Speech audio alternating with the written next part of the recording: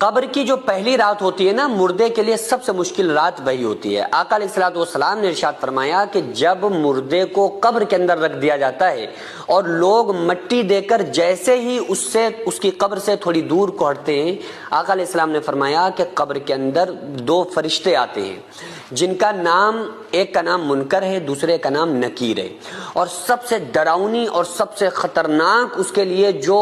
رات ہوتی ہے وہ قبر کی پہلی ہی رات ہوتی ہے۔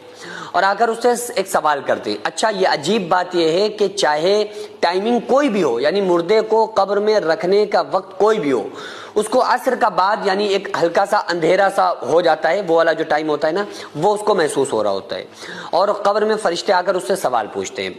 تو پہلا سوال تو عام طور سے آپ لوگوں کو پتہ ہی ہے، پہلا سوال پوچھتے ہیں من رب کا، تمہارا رب کون ہے، ما دینو کا، تمہارا دین کیا ہے، ما کنت تقول فی شان ھذا الرجل، بتاؤ آقا علیہ السلام کی شان کے بارے میں تمہارا کیا عقیدہ تھا۔